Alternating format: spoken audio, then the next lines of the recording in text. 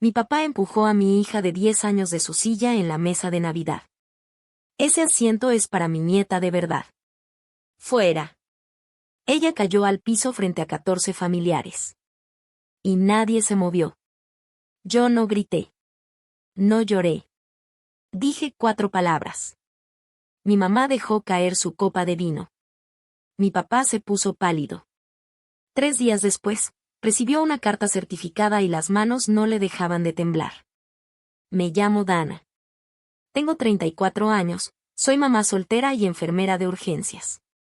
Esta es la historia de cómo dejé de rogarle a mi familia por un lugar en su mesa y empecé a construir la mía. Si estás viendo esto, suscríbete y dime en los comentarios desde dónde nos ves. Ahora déjame llevarte a la mañana del 25 de diciembre, el día en que todo cambió. Casi todas las mañanas empezaban igual.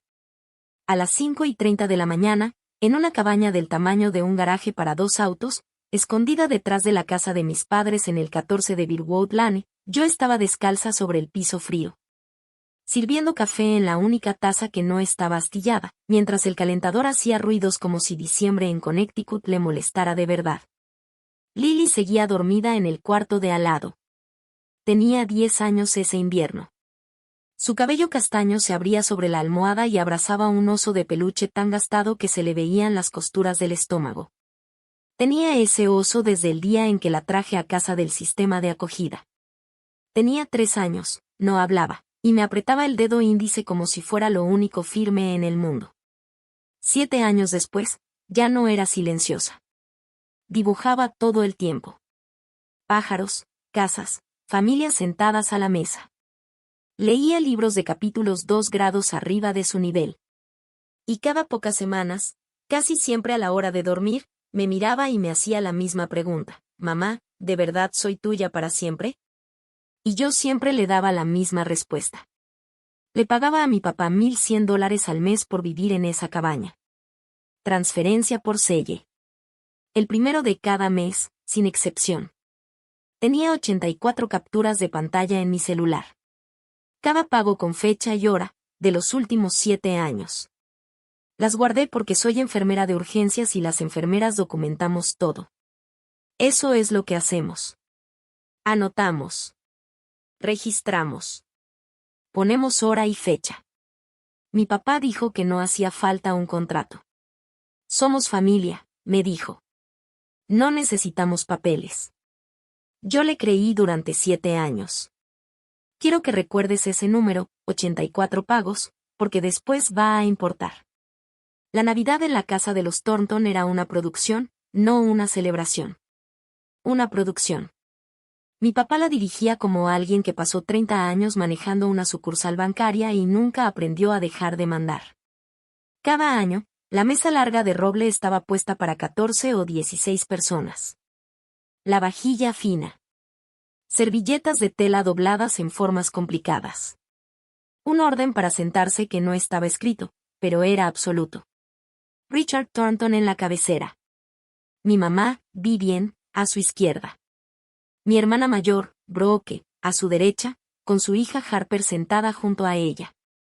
Lo suficientemente cerca del abuelo para que él pudiera cortarle la carne y contarle a todos lo talentosa que era. Harper tenía 8 años. Ella se sentaba con los adultos.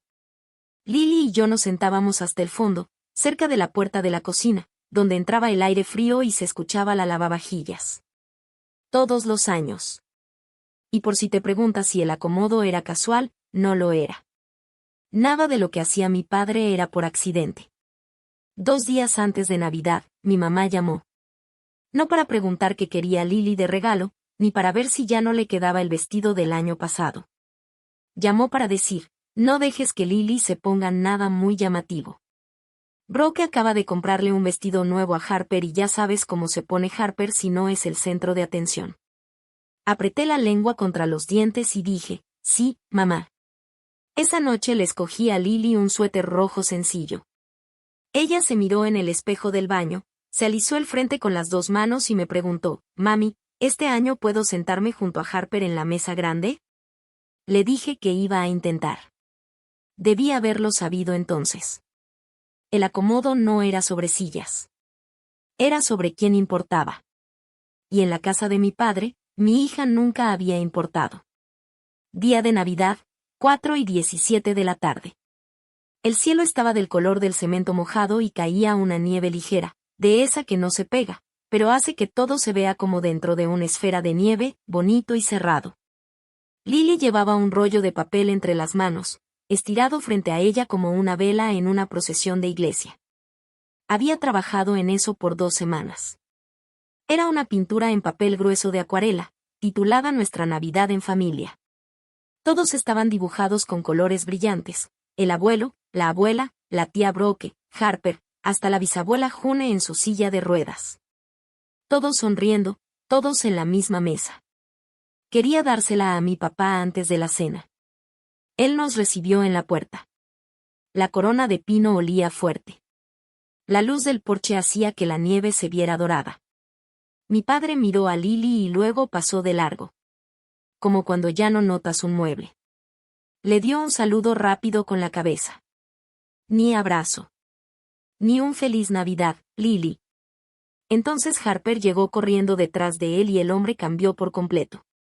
Se agachó, abrió los brazos. Ahí está mi niña. Mira nada más ese vestido. Eres una princesa. La abrazó por unos buenos 10 segundos. Yo los conté. Adentro, Brooke acomodaba los lugares en la mesa de roble. Busqué el nombre de Lily. No estaba. La mesa principal tenía 14 lugares. Contra la pared de atrás, cerca de la puerta de la cocina, alguien había puesto una mesa plegable de metal, de esas para jugar póker, con un solo plato, un solo tenedor, una servilleta de papel y una sola silla. Harper tenía 8 años y se sentó con los adultos. Lily tenía 10 y se sentó sola en una mesa plegable, detrás de la puerta de la cocina. Me acerqué a mi mamá en el pasillo. Mamá, Lily puede sentarse en la mesa principal, ¿verdad? Tiene 10 años. Vivian ni siquiera me miró. No hagas de esto un problema, Dana. La cena iba a la mitad cuando pasó. Yo estaba mirando a Lily desde la puerta de la cocina, sola en esa mesa, comiendo en silencio, con su pintura enrollada junto al plato porque todavía no encontraba el momento correcto para dársela a mi papá. Ella miraba una y otra vez hacia la mesa principal. Veía a Harper riéndose, mientras mi papá le cortaba otra porción de jamón y contaba una historia sobre su recital de ballet. Entonces Lily se levantó. Tomó su dibujo, caminó hasta la mesa grande y se sentó en la única silla vacía, la de mi primo Jeff, que no había llegado. Estaba a mi lado. Se sentó, desenrolló el dibujo sobre el mantel y sonrió. Esto lo hice para todos, dijo. Mi papá dejó el cuchillo sobre la mesa. El cuarto no se quedó en silencio. Se sintió como si alguien hubiera cerrado el aire. 14 tenedores se detuvieron al mismo tiempo. Él se levantó, rodeó la mesa y se paró frente a mi hija. Ese asiento es para la familia. Su voz era plana, fría, como si leyera una regla del banco. Ella es familia, papá, dije yo. Él no me miró. Miró a Lily. Ese asiento es para mi nieta de verdad. Salte. Su mano se cerró sobre el hombro del suéter rojo de Lily. Jaló. No fue un golpe ni una cachetada, fue un tirón seco, a propósito, como cuando bajas a un perro del sillón. El cuerpo de Lily giró. Las patas de la silla rasparon el piso. Cayó de lado y golpeó el piso de madera con un sonido que voy a escuchar toda mi vida. El dibujo cayó boca abajo junto a ella. 5 segundos de silencio. Los conté, como cuento los segundos entre un choque y una emergencia en urgencias. 5 segundos completos. 14 adultos. Nadie se levantó. Vivian miró su plato. Brooke cortó un pedazo de jamón. Lily no gritó. Me miró desde el suelo, con los ojos abiertos, y susurró una sola palabra. Mami. No recuerdo haberme levantado. Recuerdo ya estar de pie. Recuerdo el roce de la servilleta al caer de mi regazo, el sonido de mi silla, y luego ya estaba moviéndome. No grité. No me lancé. 7 años en urgencias te hacen así. cuando pasa lo peor, no gritas. Actúas. Las manos se te ponen firmes. La voz se te baja.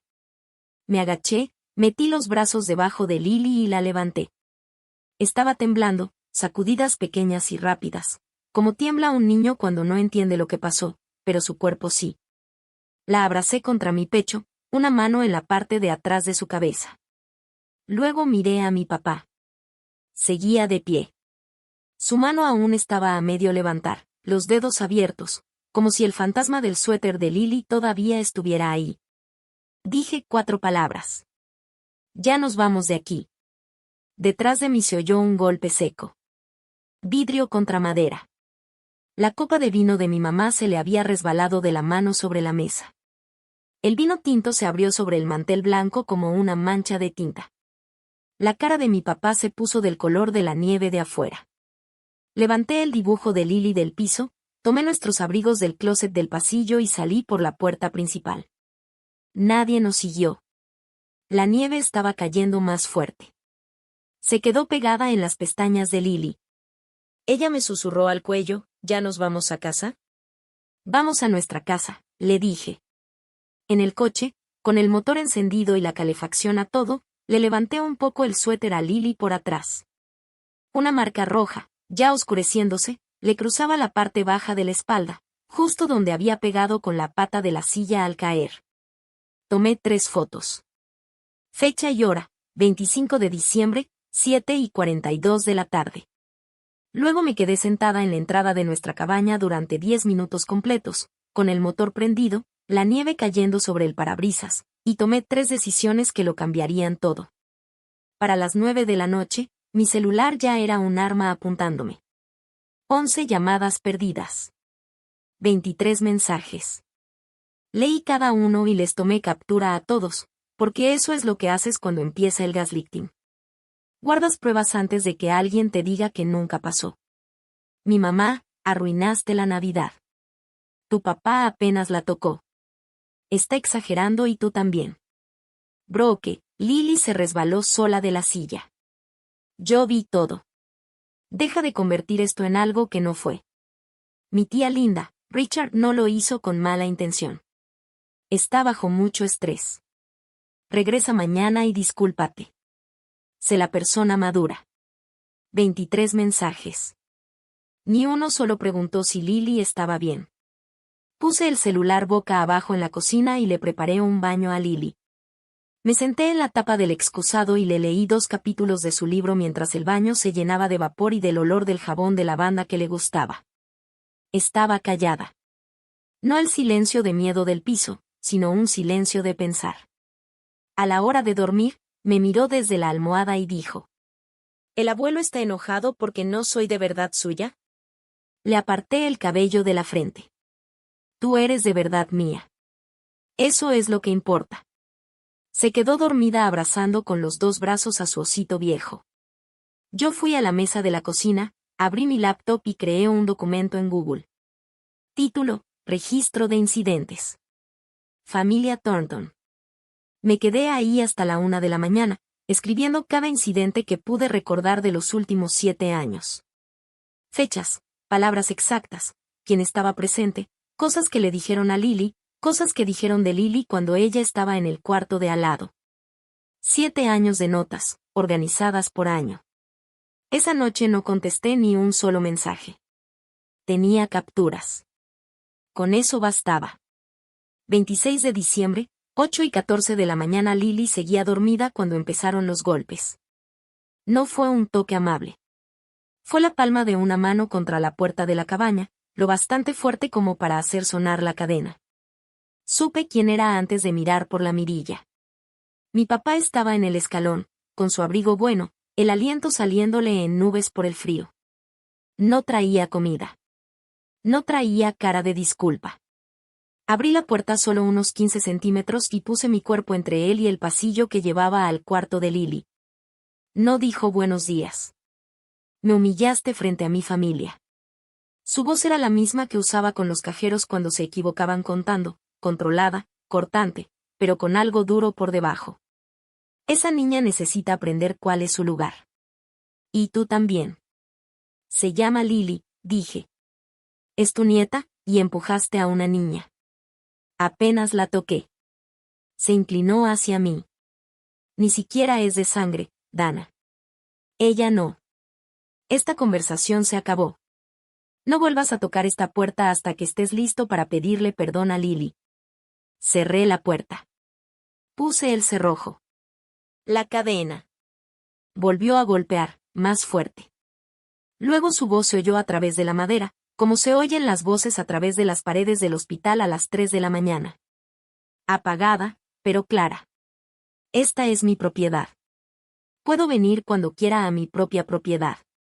Saqué mi celular, abrí las notas de voz y lo sostuve a unos 15 centímetros de la puerta. Siguió hablando durante 47 segundos. 47 segundos de mi propiedad, mi casa, ni siquiera es de sangre, malagradecida. Me quedé ahí parada, con el teléfono firme, contando en mi cabeza cómo cuento las compresiones en una emergencia.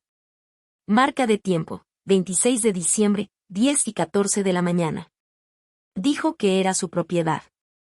Y yo lo tenía grabado. Y en algún lugar del fondo de mi mente empezó a formarse una pregunta que nunca me había hecho: ¿de quién era realmente esa propiedad? Necesito que entiendas algo. Navidad no fue la primera vez.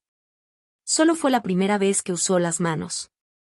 La crueldad siempre había estado ahí. Solo que más callada. De esa que puedes convencerte de no ver, si te esfuerzas lo suficiente. El 5º cumpleaños de Lily. Mi papá lo olvidó. No lo olvidó como lo hace alguien ocupado. Lo olvidó como se olvidan las cosas que nunca estuvieron en tu calendario. El 5º cumpleaños de Harper, 6 meses después, fue otra historia.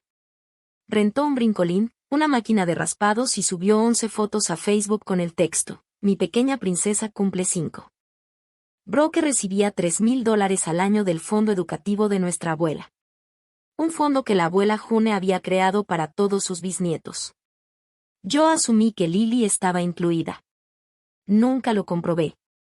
Eso iba a importar después. Cuando adopté a Lily, yo tenía 27 años, estaba soltera, recién salida de la escuela de enfermería.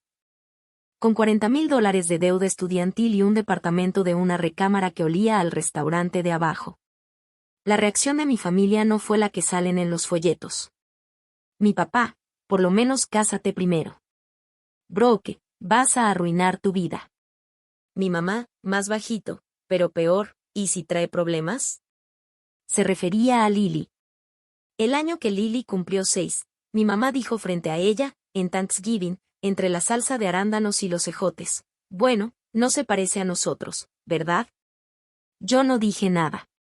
Corté mi pavo y no dije nada porque vivía en la cabaña de mi padre, pagaba renta a mi padre, y tenía pánico de que si hacía ruido, Lily perdiera a la única familia extendida que tenía. 7 años. 84 pagos de renta. Yo pensaba que estaba comprando para Lily un lugar en esa familia. Pero no puedes comprar un asiento en una mesa donde nunca fuiste bienvenida. Solo estás pagando por el permiso de ser tolerada. Y mientras estaba tan ocupada pagando, olvidé revisar quién era el verdadero dueño de la casa. El 27 de diciembre llamé a la abuela June. Vivía en Maplewood Assisted Living, a 40 minutos al este, en un cuarto sencillo con una colcha en la cama y 30 años de fotos escolares en la pared. 82 años, manos artríticas, mente afilada, y esa autoridad tranquila que tienen las personas que enseñaron tercero de primaria durante 30 años. Ella nunca necesitó alzar la voz. Todos los niños en el cuarto ya sabían que hablaba en serio. Le conté lo que pasó. Todo. La mesa plegable, la silla, el piso, el sonido. Se quedó en silencio. No el silencio de no entender, sino el de una mujer contando hasta 10 antes de hablar, para que las palabras salgan exactas. ¿Él empujó a Lily al piso? Sí, señora. Otro silencio. 10 segundos. Los conté. Luego dijo: Dana, necesito preguntarte algo. ¿Tú y Lily siguen viviendo en la cabaña detrás de la casa? Sí. ¿Y quién te dijo que esa casa es de tu papá? Sentí que el estómago se me iba al suelo. Pues, Todos dicen que es de él. ¿La heredó? No. El sonido que hizo la abuela June no fue una risa. Fue como la sombra de una risa. Yo nunca transferí la escritura, corazón. Esa casa sigue siendo mía. Cada ladrillo, cada teja, cada centímetro de esa cabaña por la que tu papá te cobra renta. Él ha vivido en mi casa por 15 años diciendo que es suya. Me senté en la orilla de la cama. El cuarto se inclinó un poco, como cuando un paciente que creías estable de pronto ya no lo está. Voy a llamar a Marcus, dijo. ¿Te acuerdas de Marcus Webb de la universidad? Él maneja mi herencia. Sí me acordaba. Abogado de fideicomisos y herencias. Callado, meticuloso, de los que leen las letras chiquitas. Abuela, ¿qué vas a hacer? Nadie empuja a mi bisnieta y sigue viviendo en mi casa. Nadie. Colgó. Y la pregunta que me rondaba desde que escuché la voz de mi papá detrás de la puerta de quien es realmente la propiedad, acababa de ser contestada. Marcus Webb me llamó a la mañana siguiente a las 8:15. No perdió tiempo en plática. Los abogados que llevan los asuntos de mujeres de 82 años con una misión no se andan con rodeos. Anoche revisé los registros del condado, dijo. 14 Birwood Lane. La escritura está a nombre de June A. Whitmore. No hay transferencia, ni cesión, ni usufructo, nada. Tu papá no tiene ningún derecho legal sobre esa propiedad. Me quedé mirando la pared sobre el fregadero de la cocina, una mancha de agua con forma de coma que llevaba 3 años pensando en pintar. Él ha sido solo un ocupante, continuó Marcus, básicamente un inquilino sin contrato. Y como te dijo que la cabaña era suya y te cobró renta, tenemos un problema. ¿Qué tipo de problema? Enriquecimiento injusto. Has estado pagando renta a alguien que no tenía derecho legal a cobrarla. 7 años, 1,100 al mes. Dana, eso es $92,400. Dejé la taza de café en la mesa porque la mano ya no me dejaba sostenerla. $92,400. Yo hice las cuentas de otra forma. Eran 7 años de turnos nocturnos. Eran días festivos trabajados para que Lily tuviera regalos de cumpleaños. Eran dobles turnos en Thanksgiving porque la renta se pagaba el día primero y en mi cuenta solo había $800. Todo ese dinero se lo pagué a un hombre que no era dueño ni de un solo ladrillo de esa casa. 10 minutos después, Marcus me mandó por correo la escritura escaneada. La abrí en el celular. Ahí estaba, registrada en la oficina del condado, en letras negras y claras, June A. Whitmore. Clara. Permanente. Innegable. La guardé en 3 lugares distintos. Yo era enfermera de urgencias. Documentaba todo. Y apenas estaba empezando.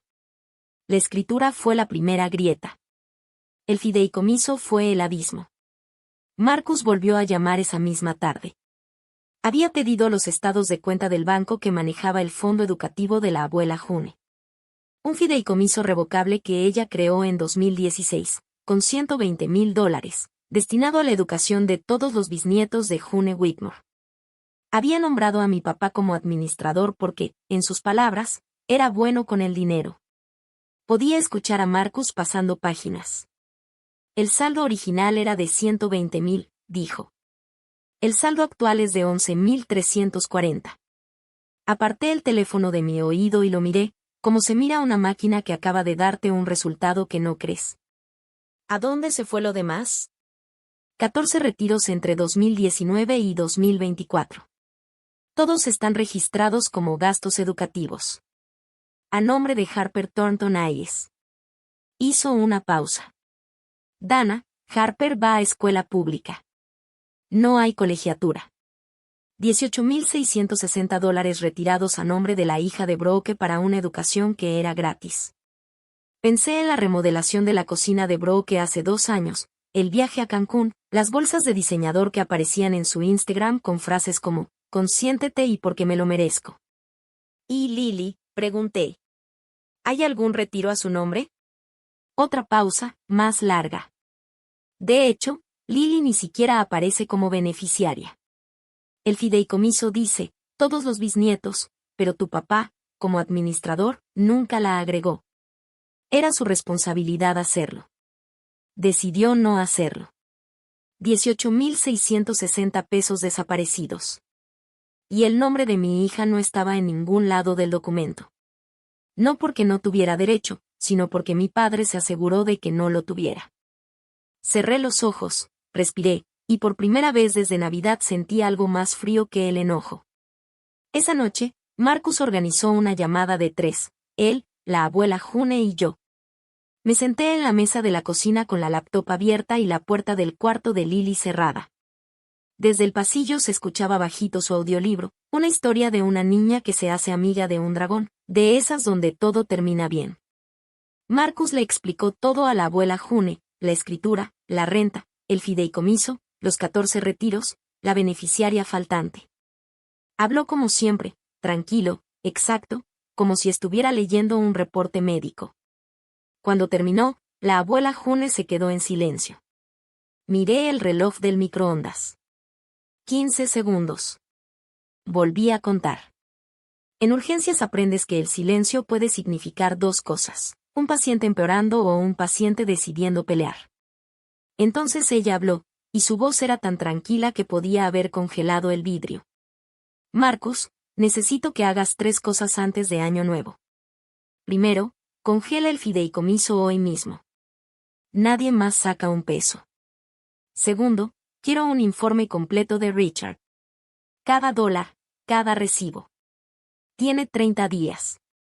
Tercero, prepara una modificación. A partir de ahora, la única beneficiaria del fondo educativo será Lily Marie Thornton. Marcus respondió, sí, señora. ¿Y la casa? Han vivido en mi casa 15 años sin pagarme ni un centavo y además le han cobrado renta a mi nieta. Su voz no tembló. Se volvió más firme. Dales un aviso legal de 30 días para desalojar. Por correo certificado.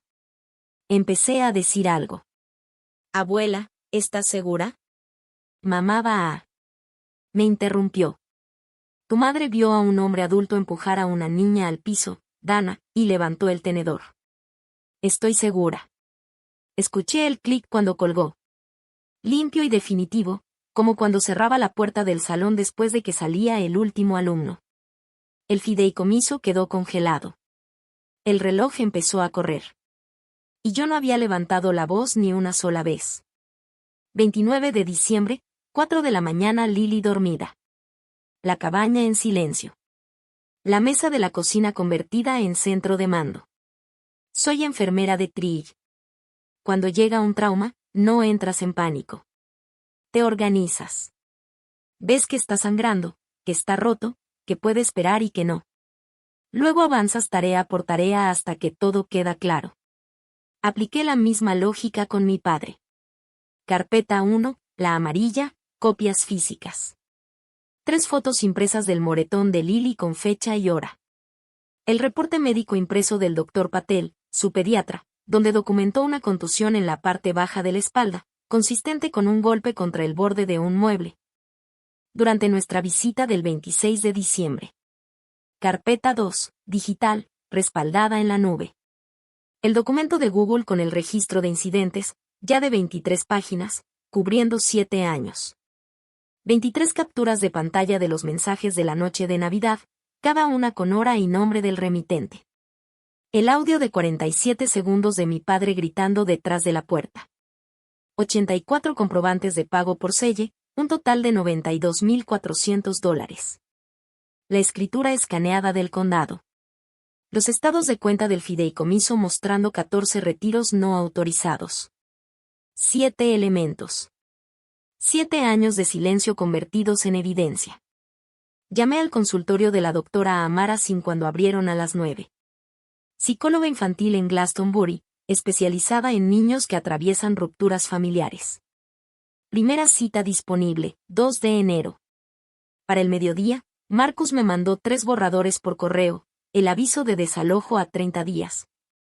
La carta exigiendo el informe completo del fideicomiso y la modificación del fideicomiso nombrando a Lily como única beneficiaria, lista para la firma notariada de la abuela June. Imprimí todo, lo acomodé, lo sujeté con clips. Entonces me recargué en la silla y me di cuenta de algo que nunca había sentido en esa cabaña. No estaba pidiendo permiso. No estaba cuidando el ego de nadie. No estaba midiendo mis palabras según el costo de la renta. Por primera vez en 7 años, solo estaba actuando. Se sentía como respirar después de haber estado bajo el agua. 30 de diciembre. La llamada que debía haber hecho 5 días antes. La llamada que debía haber hecho hace años, si soy honesta, pero ese es otro tipo de ajuste de cuentas. Marcus me lo explicó la noche anterior. Un adulto usó fuerza física contra una niña de 10 años, provocando que cayera y le causara un moretón visible. Bajo la ley de Connecticut, eso cumple con los requisitos para hacer un reporte a DCF, el Departamento de Niños y Familias. Como mamá, yo podía hacerlo. A las 10 de la mañana estaba sentada en la mesa de la cocina con el número de la línea directa escrito en un post-it. Lily estaba al otro lado de la cabaña, sentada con las piernas cruzadas sobre el tapete de la sala, pintando un búho de nieve con sus acuarelas. Desde donde yo estaba podía ver la parte de atrás de su cabeza, su cabello castaño todavía despeinado de dormir, inclinada, totalmente concentrada. Marqué el número. La mano me temblaba. No de miedo. Del peso de 7 años cayendo sobre un teléfono que no pesaba nada. Denunciar a tu propio padre ante protección infantil no es algo para lo que te preparan en la escuela de enfermería. No es algo para lo que nadie te prepara. La persona que tomó el reporte fue paciente. Di fechas, describí lo que pasó, el número del reporte médico del Dr. Patel. Expliqué el moretón, la silla, las 14 personas que vieron y no hicieron nada. Esa misma tarde envié una declaración escrita por correo electrónico con las fotos adjuntas. Caso abierto. Número de confirmación anotado. Tiempo de investigación, de 30 a 45 días. Un trabajador social se pondría en contacto con Richard Thornton para entrevistarlo. Colgué el teléfono y miré a Lily al otro lado del cuarto. Estaba levantando el pincel hacia la luz, revisando el color. Ella no sabía que yo acababa de hacer esa llamada. No tenía que saberlo. Ese era mi trabajo. Hacer las llamadas que ella no podía, para que pudiera seguir pintando búhos de nieve en un lugar seguro y caliente. Si alguna vez has tenido un teléfono en la mano sabiendo que debiste marcar ese número hace años, entiendes exactamente lo que costó ese momento. Y necesito decirte algo, esta historia está lejos de terminar. Lo que pasó después es la parte que todavía no puedo creer. Si sigues aquí, suscríbete y deja un comentario. ¿Tú qué habrías hecho esa noche de Navidad? Sigamos. Víspera de Año Nuevo. Mientras la mayoría de Connecticut destapaba champaña y esperaba que bajara la bola, Marcus Webb estaba de pie en la oficina de correos del centro de Hartford. Sosteniendo un sobre blanco con las palabras que estaban a punto de destruir por completo la imagen que mi padre tenía de sí mismo. Correo certificado, con acuse de recibo. Dentro, un aviso legal formal de desalojo a 30 días, dirigido a Richard y Vivian Thornton, por la propiedad en el 14 de Bearwood Lane. El lenguaje era claro, casi amable en su precisión. Propiedad de June a Whitmore. No existe ningún contrato de arrendamiento entre las partes. Por este medio se notifica a los ocupantes que deben desalojar la propiedad dentro de 30 días a partir de la fecha de recepción. Ese mismo día por la tarde, un notificador entregó una copia adicional en persona. Doble seguridad. Marcus dijo, así no queda espacio para que digan, nunca me llegó. Ese mismo día salió otro sobre. Una carta de requerimiento dirigida a Richard Thornton en su función como fideicomisario del Fideicomiso Educativo Whitmore, exigiendo un informe completo de todos los retiros realizados en un plazo de 30 días. La carta mencionaba incumplimiento del deber fiduciario, con un lenguaje educado de la misma forma en que un bisturí es educado, técnicamente correcto, pero devastador en la práctica. A las 3 de la tarde, Marcus fue a Maplewood Assisted Living. La abuela June firmó la modificación del fideicomiso en la mesa de su habitación, con Marcus como testigo y una notaria móvil certificando el acto. Beneficiaria única, con efecto inmediato, Lily Marie Thornton. Yo pasé la víspera de Año Nuevo en el sillón con Lily. Comimos palomitas y vimos la cuenta regresiva en la televisión. A las 11:40, 20 minutos antes de la medianoche, se quedó dormida con la cabeza en mi regazo. La cubrí con una cobija y escuché el sonido apagado de los fuegos artificiales en alguna parte de la calle. «¿El próximo año va a ser mejor, mami?», me preguntó antes de dormirse. Le acaricié el cabello. «El próximo año va a ser nuestro». En algún lugar de la ciudad, una carta certificada estaba en el buzón de mi padre, haciendo tic-tac como un reloj. 2 de enero. Marcus me mandó un mensaje a las 10:09 de la mañana a acuse de recibo firmado. 10:07 de la mañana. Ya la tiene. 13 minutos después, sonó mi teléfono. No necesitaba ver la pantalla. Reconocí la vibración. Como cuando sientes que se acerca una tormenta. Pesada, eléctrica, inevitable. La voz de mi padre salió con un tono que nunca le había escuchado. No era la voz controlada del gerente de banco, ni la amenaza silenciosa en la puerta de la cabaña. Esto estaba roto, crudo, salvaje. Tu abuela está senil. Esa es mi casa. He vivido ahí 15 años. Es mía. Volteaste a una anciana confundida contra su propia familia y voy a demandarlos a todos. Lo dejé terminar. Entonces le dije, eso tendrás que hablarlo con Marcus Webb. Su número viene en la carta. Y colgué. 10:35, turno de Vivian. El llanto ya estaba en marcha cuando contesté. ¿Cómo puedes hacernos esto? Somos tus padres. Te recogimos cuando no tenías nada. Te dejamos vivir en la cabaña. Yo la interrumpí. Me cobraron renta por una casa que no era suya. Tengo todos los recibos de selle. Colgué. 11, Brooke. Vi su nombre en la pantalla y dejé que se fuera a buzón de voz. El mensaje fueron 40 segundos de amenaza sobre abogados, abuso de ancianos y cómo iba a pagar por todo esto. Lo guardé, lo archivé y seguí adelante. Esa tarde, Marcus me dijo que Richard había llamado directamente a la abuela June y le gritó durante 4 minutos. La abuela June esperó a que terminara y luego dijo, con la misma voz que usaba para callar a un salón lleno de niños de 8 años, tengo 82 años, Richard. No soy tonta. Te quedan 29 días. Ella colgó primero. Las llamadas no funcionaron, así que cambiaron de estrategia. En la primera semana de enero, Brooke mandó un mensaje grupal a todos los familiares. 23 personas, incluidos primos con los que no hablaba desde que Obama era presidente. Lo sé porque mi prima Rachel me lo reenvió en menos de una hora con un solo comentario. Creí que debías ver esto. El mensaje decía, solo quiero que todos sepan lo que está pasando. Dana está manipulando a la abuela June, quien, como muchos saben, ha ido perdiendo la lucidez. Está tratando de robarse la casa de la familia y poner a la abuela en contra de mamá y papá.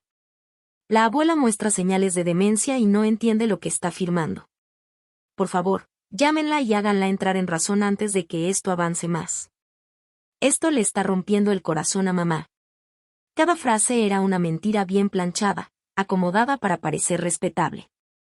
Le tomé captura de pantalla y la guardé. Luego llamó mi tía Linda. Linda, la misma que me escribió en Navidad diciendo que Richard no lo decía en serio y que yo debía ser la persona madura. Su voz ahora era cuidadosa, como probando el terreno. Dana, ¿es cierto que estás tratando de sacar a tus papás de su casa? No es su casa, tía Linda. Es de la abuela June. Papá mintió y empujó a Lily. Richard jamás haría eso. Tengo una grabación. Silencio. ¿Y luego? Le mandé el audio de 47 segundos, el que dice esta es mi propiedad y ni siquiera es sangre y malagradecida. No dije nada más. Solo lo envié y esperé. 3 minutos después, Linda respondió con 2 palabras, Dios mío. Esa semana, 2 de mis primos me eliminaron de Facebook. Mi tía abuela Patty mandó un mensaje que decía, estás destruyendo a esta familia por una silla. No contesté. No publiqué nada. No discutí. Brooke escribió a 23 personas. Yo envié una sola grabación a una sola persona. Las pruebas no necesitan público, necesitan oídos correctos. El 2 de enero, el mismo día que mi padre recibió la carta y empezó a gritar. Mientras él llamaba abogados y amenazaba con demandas, yo estaba en una sala de espera en Glastonbury, con revistas del 2022 y una pecera que zumbaba como una app de meditación. Lily estaba detrás de una puerta cerrada con la doctora Amara Singh. 45 minutos. Me senté en la silla azul de vinil y miré a los peces, uno naranja y gordo dando vueltas en círculos, tratando de no pensar en lo que mi hija podría estar diciendo ahí adentro. Cuando la puerta se abrió, la doctora Singh le pidió a Lily que escogiera una calcomanía de la cajita de premios en la esquina y luego salió al pasillo conmigo. Era bajita, serena, de las personas que parecen medir cada palabra antes de decirla. Lily me hizo una pregunta hoy, dijo. Me preguntó si ella es real. Sentí que el piso se me inclinaba. Me dijo que su abuelo le ha estado diciendo desde hace años que no es una nieta de verdad. No solo en Navidad. También dijo que otros niños en las reuniones familiares lo repiten. No es real, no es sangre, no es de los nuestros. Ella ha cargado con todo eso mucho más tiempo de lo que imaginas. Me recargué contra la pared del pasillo. La luz fluorescente zumbaba sobre nuestras cabezas. Es una niña muy resiliente, dijo la doctora Singh, pero necesita ver, con las acciones a su alrededor y no solo con palabras, que sí pertenece. Lo hará, dije. Te lo prometo. De camino a casa, Lily iba sentada atrás, despegando las orillas de su calcomanía, un triceratops morado. Sin levantar la vista, dijo, la doctora Singh me dijo que los sentimientos no son buenos ni malos, solo son. Eso es verdad, amor. Entonces, ¿está bien que esté enojada con el abuelo? Claro que sí, totalmente. Ella asintió y volvió a su calcomanía. Yo podía protegerla de un empujón, y lo hice, pero no la había protegido de las palabras. De los años de desgaste silencioso que le enseñaron a dudar si era real. Ese fallo se me quedó en el pecho como una piedra.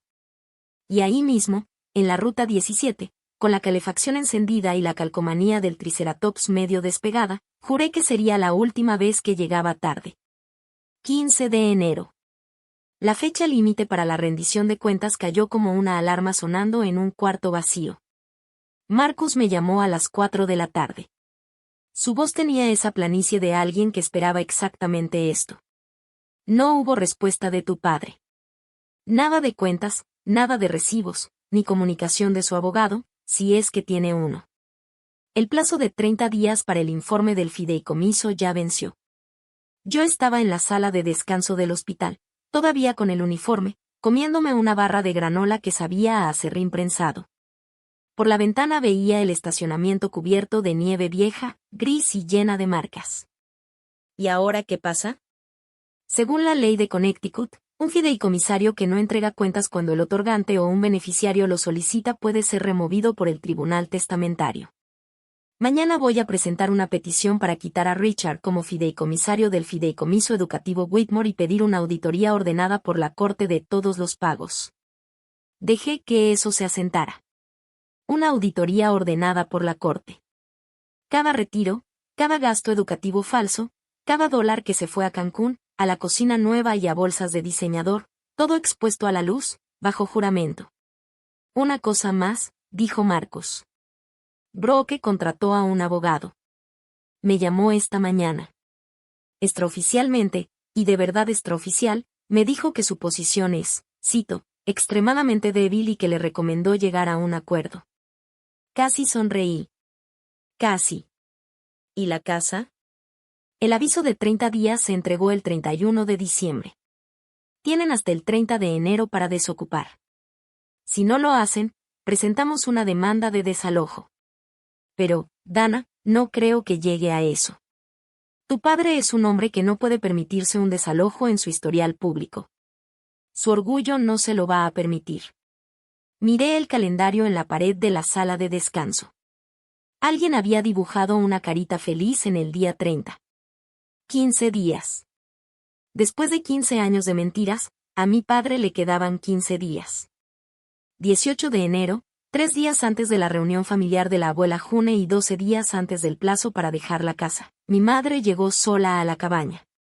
No llamó antes, no mandó mensaje. Solo se oyó el crujido de sus zapatos buenos sobre la grava congelada y luego un golpe en la puerta. No fue el manotazo plano que había usado mi padre, sino algo más suave, dudoso, el toque de una mujer que practicó lo que iba a decir en el coche. Abrí la puerta. Lily estaba en la escuela. La cabaña olía a pan tostado quemado y al aromatizante de lavanda que Lily había escogido en la tienda de $1. Los ojos de Vivian estaban rojos. Tenía las manos entrelazadas frente a ella, como siempre que quería que viera su sufrimiento antes de hacer la petición. Dana, por favor. Su voz se quebró en la segunda palabra. Te lo ruego. Deja todo esto. Tu papá tiene dolores en el pecho. No puede dormir. No está comiendo. Yo voy a hablar con él sobre Lily. Te lo prometo. Solo para las cartas. Para los abogados. Podemos arreglar esto como familia. Ahí estaba la palabra, familia, cargada y apuntada, como siempre. Mamá, ¿hablaste con el de Lily en estos 7 años? ¿Cuándo le decía a la niña? ¿Cuándo se saltó su cumpleaños? ¿Cuándo no puso su nombre en el fideicomiso? Él no es un mal hombre, solo. Empujó a mi hija al suelo. Tú lo viste. Y levantaste el tenedor. Ella se estremeció. Las lágrimas salieron con más fuerza.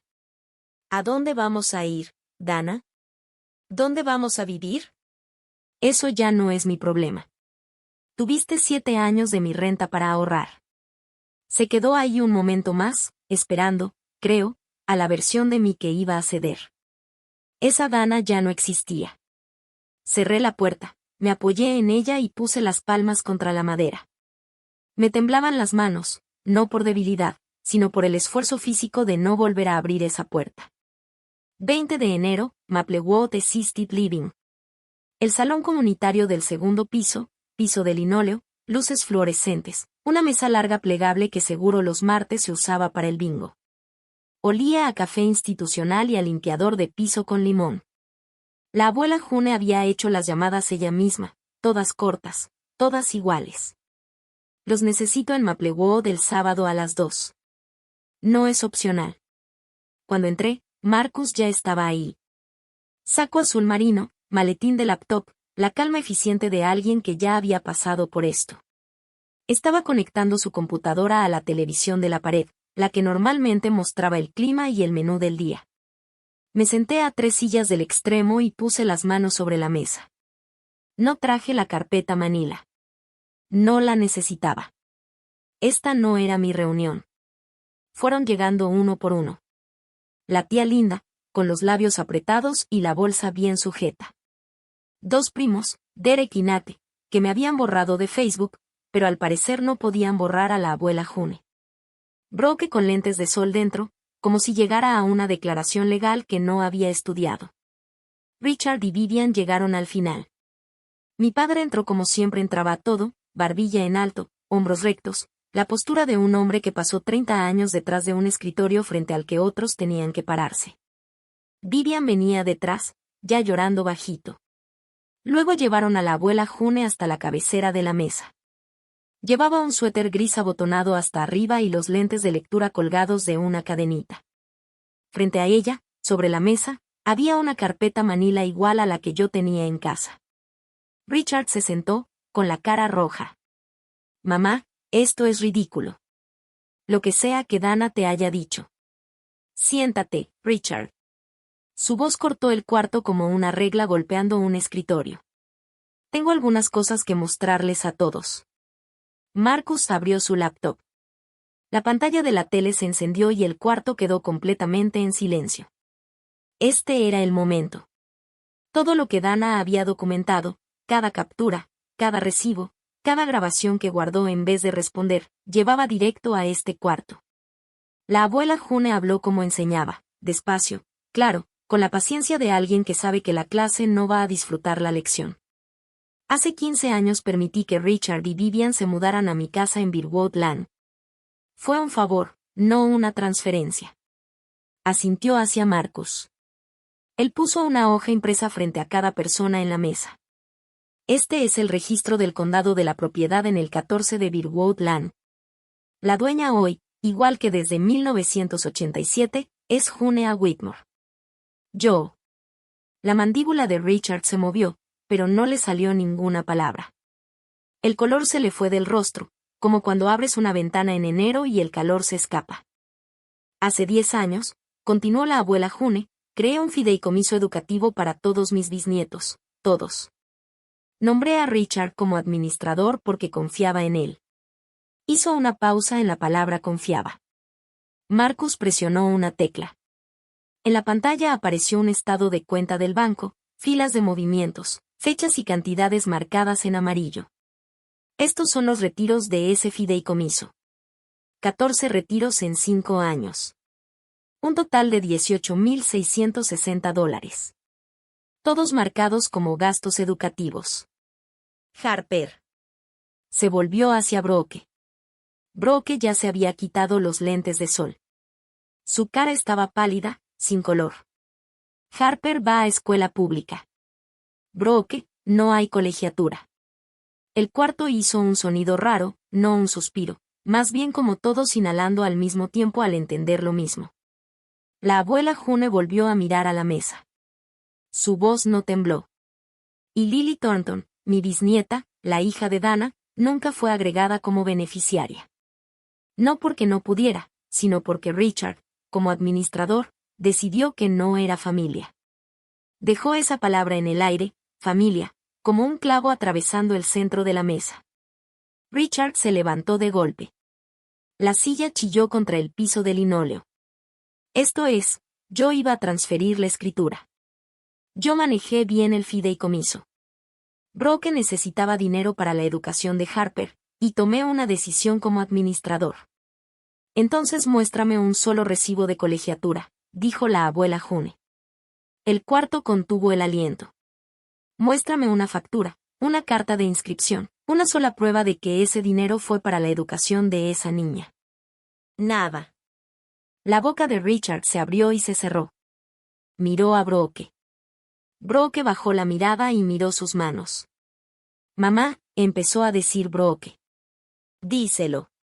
Era para actividades, tutorías y programas de apoyo. Vivian no dijo nada. Miraba sus manos cruzadas en su regazo, igual que miró su plato la noche de Navidad. Hay personas que reaccionan siempre igual. La reacción de ella era desaparecer. Entonces habló la tía Linda. Había estado sentada al fondo de la mesa, en silencio desde que llegó. Cuando habló, su voz salió baja y temblorosa. No de llanto, sino de ese enojo que nace cuando te das cuenta de que te mintieron y tú defendiste al mentiroso. Richard, tú me dijiste que Dana era el problema. Se lo dijiste a todos. Dijiste que era amargada, exagerada, que estaba poniendo a la abuela en contra de la familia. Levantó el estado de cuenta del banco. Esto no es amargura. Esto es robo. Derek y Nate se levantaron sin decir nada y se fueron. La puerta se cerró detrás de ellos. No la azotaron. No hacía falta. Luego habló Marcus, con una voz calmada y profesional, como un documento legal. Para que quede constancia, la señora Whitmore modificó el fideicomiso educativo. La única beneficiaria ahora es Lily Marie Thornton. La señora Whitmore también emitió un aviso de 30 días para desocupar la propiedad en Birwood Land. Y ya se presentó una petición ante el juez para remover a Richard Thornton como administrador del fideicomiso. Richard se sentó despacio, como si las piernas ya no le respondieran. Sus manos, apoyadas en la mesa, estaban temblando. El cuarto quedó en silencio, el tipo de silencio que queda después de que algo se rompe. No es paz, no es cierre.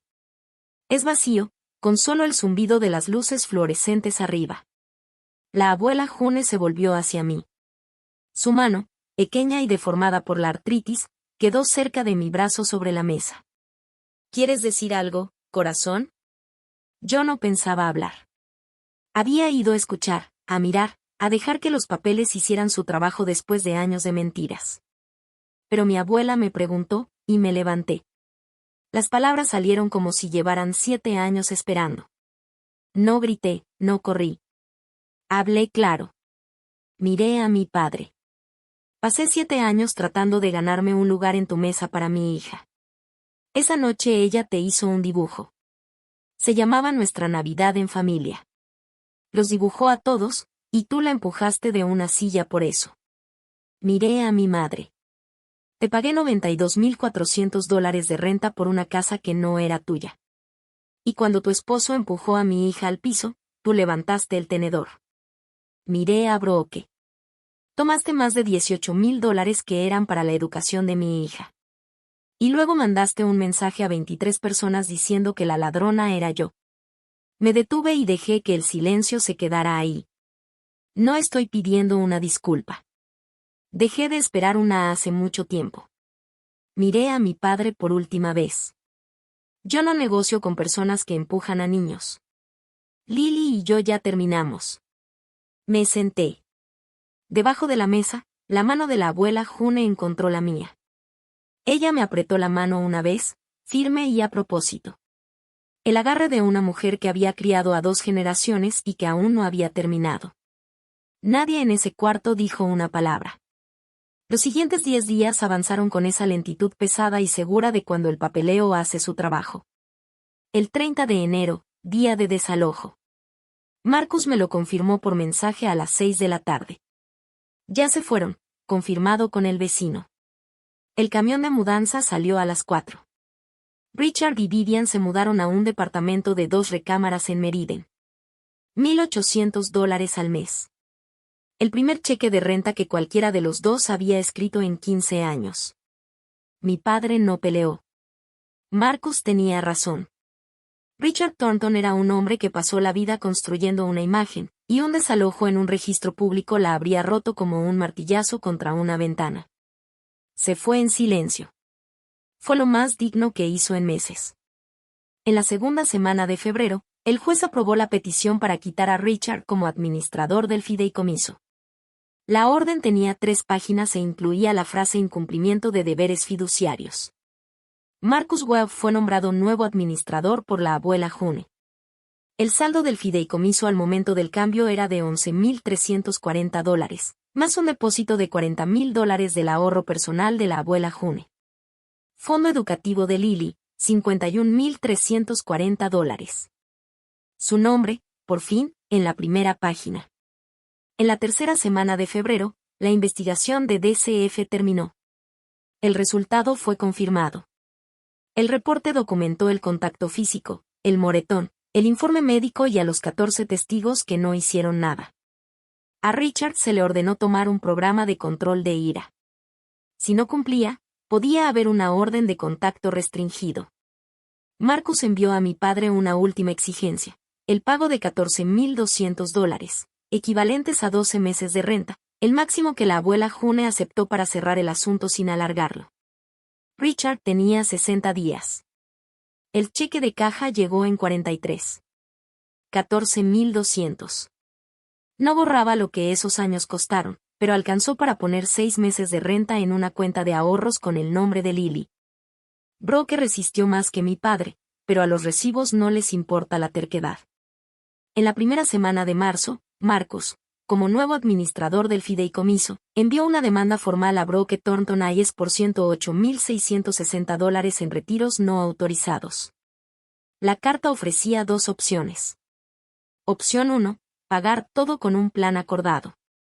Opción 2, una demanda civil del fideicomiso por incumplimiento de deberes fiduciarios, con Richard como codemandado por autorizar los pagos, y una posible denuncia por fraude por hacer pasar gastos personales como educativos. El abogado de Brooke llamó a Marcus en menos de 48 horas. Llegaron a un acuerdo a mediados de marzo. $60,000, pagaderos en mensualidades de $2,500 durante 24 meses. No era el total, pero la abuela June lo aprobó. Quiero que el dinero regrese para Lily, le dijo a Marcus. No quiero una guerra. Las guerras salen caras y rompen justo lo que estás tratando de proteger. Cada pago mensual iría directo al fideicomiso educativo de Lily.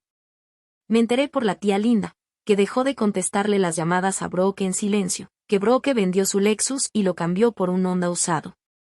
El viaje de verano a Turks and Caicos se canceló, y Kevin, el esposo de Brooke, al parecer se enteró del tamaño real de los retiros por primera vez cuando llegó la carta de demanda. La tía Linda dijo que la palabra que usó fue tomado por sorpresa. No sentí satisfacción. Quiero ser honesta con eso. No sentí esa emoción que se ve en las películas cuando cae el villano. Me sentí cansada, pero clara. Y sentí algo muy parecido al alivio, como cuando por fin te acomodan un hueso después de semanas caminando con el mal. Le dije a Marcus lo mismo que me dije a mí misma, no quiero que Brooke sufra. Quiero que Lily tenga lo que siempre fue suyo. El 14 de marzo, Marcus mandó el correo por mí. Un solo párrafo, dirigido a Richard, Vivian y Brooke. Claro, directo, como una nota médica. Solicito que no tengan contacto directo conmigo ni con mi hija, Lily, hasta nuevo aviso. Cualquier comunicación necesaria debe hacerse a través de mi abogado, Marcus Webb, en la dirección y el número que aparecen abajo. No expliqué razones. No hice listas. No dejé frases como tal vez algún día. Solo tracé la línea y me quedé detrás de ella. Richard respondió por correo físico, no por medio de Marcus ni por email, sino con una carta escrita a mano que dejó en el buzón de la cabaña. Reconocí la letra, esa inclinación dura que usaba en las tarjetas de cumpleaños cuando se acordaba de mandarlas. 4 líneas. Destruiste a esta familia. Espero que estés orgullosa. Tu madre llora todas las noches. Esto no se ha terminado. La leí una vez, la doblé, la puse en la carpeta Manila y no respondí. En abril, Vivian le mandó a Lily una tarjeta de cumpleaños, sobre rosa. Adentro, 3 palabras en su letra redonda, con amor, abuela V. Ninguna mención de Navidad. Ninguna mención del piso.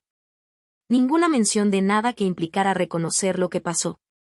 Sostuve la tarjeta mucho tiempo, sentada en la orilla de la cama después de que Lily se durmió. Una parte de mí quería dársela. La parte que pasó 7 años creyendo que cualquier contacto era mejor que nada. La guardé en un cajón. No para siempre, solo no todavía. El no contacto no era un castigo. Quiero dejar eso claro. Fue el primer límite que puse y que de verdad mantuve. No era un muro hecho de coraje. Era una puerta cerrada con cuidado, con un candado, y una llave que decidí no entregar. Como la máscara de oxígeno en un avión. Te la pones primero para poder respirar y luego ayudar a quien está a tu lado.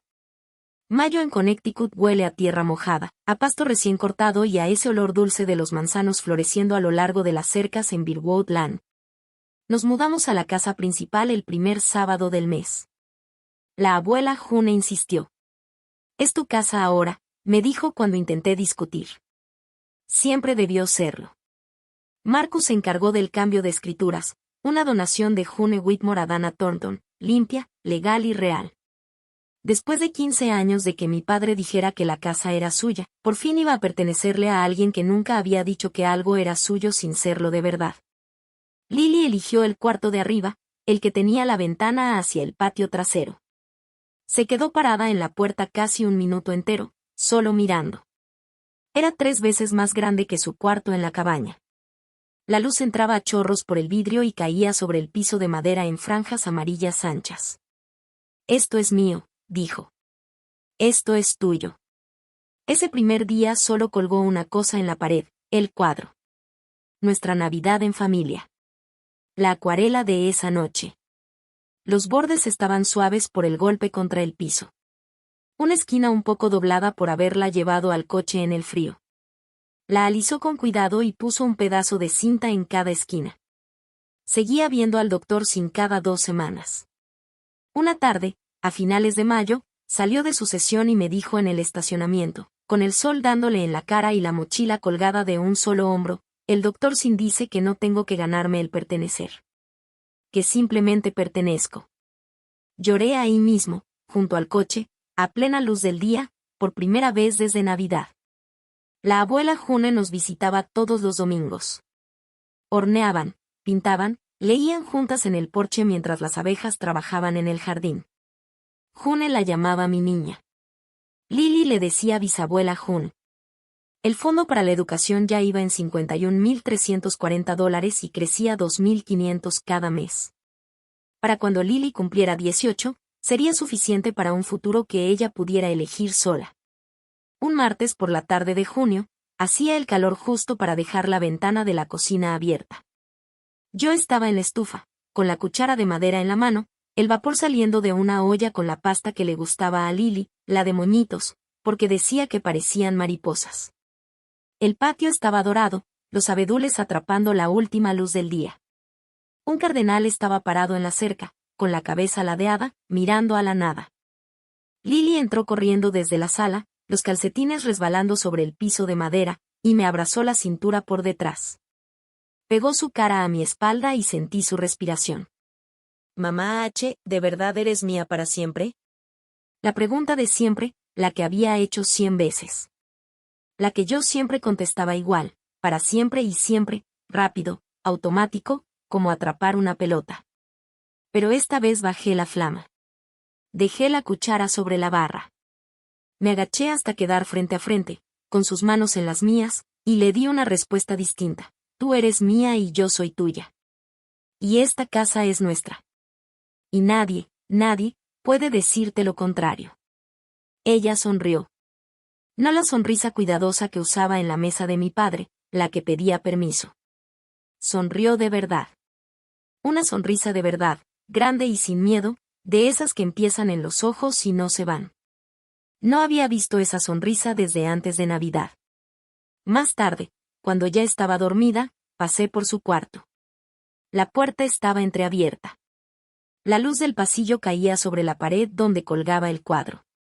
Nuestra Navidad en familia. Pero ahora era distinto. Lily le había agregado cosas. Nuevas figuras, pintadas con colores vivos, junto a la Dana y la Lily originales. Una mujer pequeña en una silla de ruedas, la abuela June. Una mujer de cabello oscuro, la doctora Sim. Un hombre con saco azul, Marcos. La gente que estuvo ahí. La gente que se quedó. La gente que nunca le pidió que demostrara que era suficiente. No estaba Richard. No estaba Vivian. No estaba Brooke. Era una familia más pequeña, pero más verdadera. Me recargué en el marco de la puerta y escuché a mi hija respirar, en un cuarto que era suyo, en una casa que era nuestra. En una vida que construimos, no desde el silencio, sino desde el momento en que por fin lo rompí. La familia no es la gente que te da una silla en su mesa. Es la gente que jamás te la quitaría. Esta es mi historia. La mía y la de Lily. Si alguna vez has tenido que elegir entre mantener la paz o proteger a tu hijo, ojalá esto te dé permiso para elegir a tu hijo, siempre. Si esta historia se quedó contigo, suscríbete, deja un corazón abajo y revisa la descripción para la siguiente, porque cada niño merece a alguien que diga aquí se acabó y lo diga en serio. Gracias por quedarte hasta el final.